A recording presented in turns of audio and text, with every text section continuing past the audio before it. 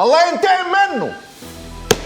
سنة اخرجوا انتوا منها يا عسكر وهي هتبقى خضرة وجميلة. عايزين بقى نحط الدولة دي على جنب عشان هي ضعيفة وفاشلة. ايوه يا سيدي سيبه بقى يكمل. يقدر عبد الفتاح السيسي لما مؤاخذة النهارده يقعد يحط رجل على رجل كده؟ ما ممكن زميلي يقول لك انا هاخد الصورة وابيعها. ليه؟ ولا حول ولا قوة الا بالله.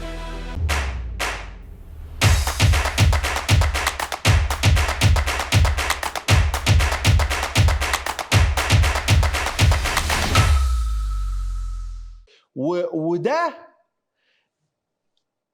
تشجيع للآباء والأمهات. دي الرسالة الأهم. أيوة. بقى والأعمق.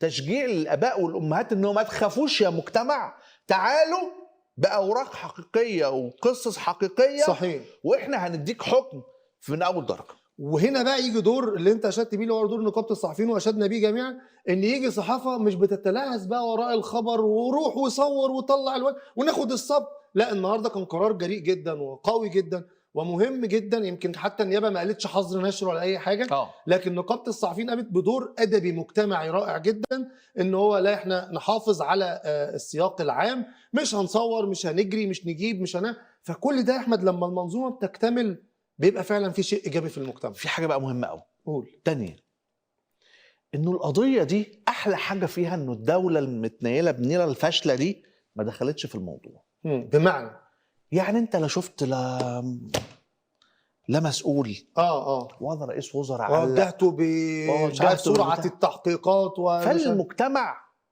حلو وشغال اهو، وهو شغال مع بعضه كده. انتوا عن دماغنا واحنا هنشتغل. المجتمع قوي وقادر. أيوة. وفي مؤسسات واليات. فكره المجتمع بتاع الرئيس اشاد والرئيس وجه ده مجتمع مريض. ما المجتمع شغال اهو زي الفل. بيظهر فيه الاسره قويه، بيظهر فيه اطراف القضيه من المجتمع عظيم، بيظهر فيه نقابة من النقابات المهنية بتدي تعليمات للزملاء فبيستمعوا. ما ممكن زميلي يقول لك أنا هاخد الصورة وابيعها. لا، عمل حسابه إنه ممكن تحقق معاه في النقابة، وإن الموضوع ممكن يقلب بجد، والنقابة ممكن تبلغ النيابة.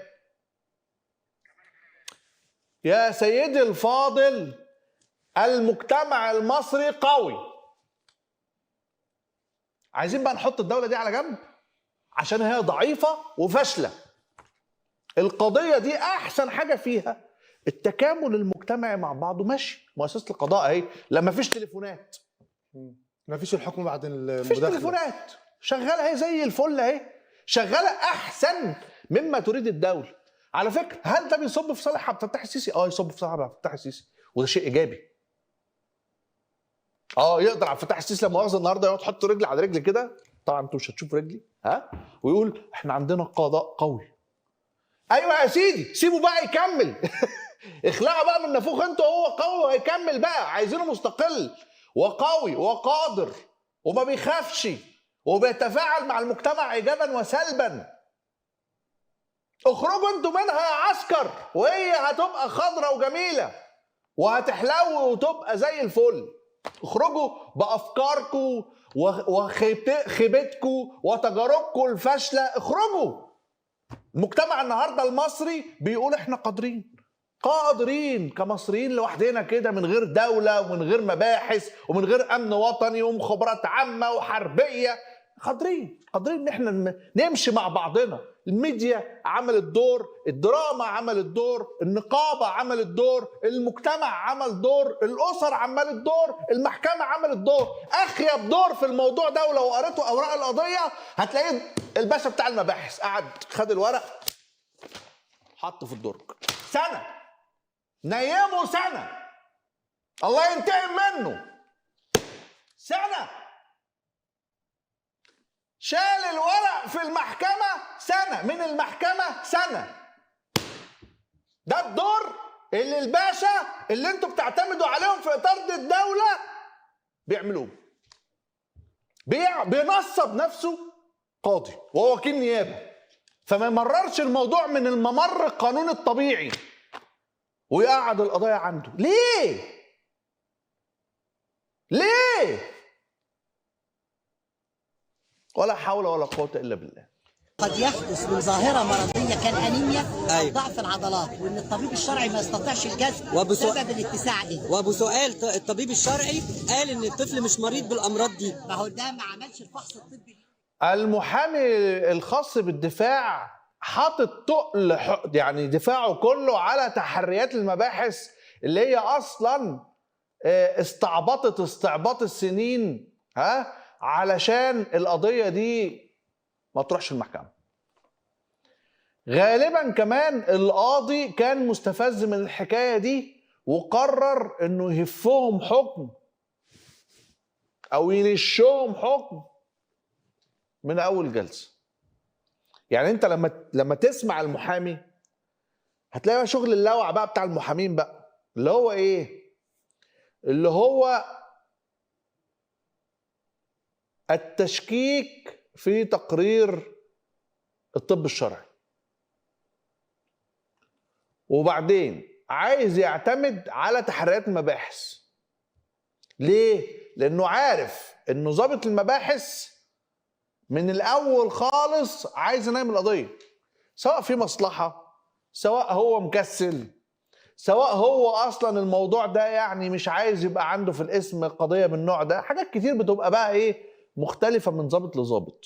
ما عندوش ضمير، مرتشي، بيسمع تليفونات السياسيين ويوالس معاهم كده يعني، مؤيد للجريمه وله مزاج في الحكايه كده يعني، حاجات كده. ما انا مش اصل الشرطه دي، الحكايه بتاعت دخول الشرطه وتبقى ضابط وبتاع، جزء منها لو مش عندك بتتعلمه في الكليه، اللي هي الحميه مع المجتمع. انت في قضايا كده لما بتسمع، طبعا ضابط المباحث ده يا جماعه بعد مرحله معينه كده يعني، اول ما يعلق رائد بيبقى شاف حاجات ما يعني ايه ما شفتهاش انتوا في الافلام، ففعلا بيكتسب قدره على التمييز السريع ما بين اللي بيكذب واللي ما بيكذبش، ما بين اللي عنده احساس فعلا بالقهره واللي بيمثل بسرعه. ولانه نظام الداخليه عندنا في جمهوريه مصر العربيه فاشل زي بقيه الحاجات الفاشله، ضابط المباحث ده لو ما ركزش بسرعه يتعاقب. ضابط المباحث في مصر على عكس كل دول العالم يعني، لما تجيله قضيه قتل عن 73 ساعه يطلع فيها متهمين. ده النظام الداخلي في الوزاره. فانت بقى تخيل انت كل اللي بتشوفه في افلام الاجنبي دي بيجي بقى مع البحث الجنائي والبتاع، هو ما عندوش ربع الكلام ده، عشره حتى. وهو مطلوب منه انه يحل في قضيه قتل بالفريق اللي معاه كده، الامناء والمخبرين والزملاء الضباط التانيين، يحل في قضيه قتل وقضيتين سرقه وكده واغتصاب وبتاع. وبعدين ضابط المباحث ده بيشتغل في دايره، اقل دايره اسم في ضابط مباحث فيها 150 200 الف بني ادم، اقل دايره. ده اذا ما كانش بقى بالملايين. يعني هو بيدور في بقى في ايه، في المستحيل، في المستحيل يعني لو جبت الذكاء الاصطناعي مش هيعرف يحل. فاللي انا عايز اقوله ايه، ان الضابط مع الوقت بيكتسب القدره بتاعه ايه، اكتشاف الحقيقه. وعشان كده في ضباط كتير اترقوا وراحوا النيابه لما كان مسموح الحكايه دي. معرفش لسه مسموح ولا بطلوه. ليه؟ بيكتسب بسرعه، بيحسبها كده باكتر من معيار ويبقى عارف القضيه دي رايحه فين ويطلع عنده حق. لما الضابط في قضيه زي دي فيها وطفل وجايه تحكي ومدرسه وبتاع، ومدرسه يعني مصاريف، يعني طبقه اجتماعيه، يعني قصه ويعمل فيها من بنها، اعرف على طول ان هناك ايشيو، هناك قصه. الباشا عنده قصه. ايه القصه بقى؟ اما بقى المتهم ده في اتصال بحد، اما في حاجه، يعني لازم تطرح سؤال كبير لضابط المباحث، ومن بعده محامي الدفاع عايز يتكل على تحريات ايه الباشا بتاع ضابط المباحث. تفهم انه في ايه؟ في هنا نوتة موسيقية واحدة، وانا هبقى مؤدب يعني مش هتهم حد في حاجة. نوتة موسيقية واحدة، نوتة موسيقية واحدة، ده بيكتب والمحامي بتاع الدفاع بيغني في المحكمة. الحمد لله القاضي أراها برضه. ما هي تلاقي الأم أستاذ أحمد وقفت قدام القاضي قالت له يا باشا احنا رحنا لضابط المباحث 30 مرة، والقصة في يوم كذا وفي يوم كذا ويوم كذا.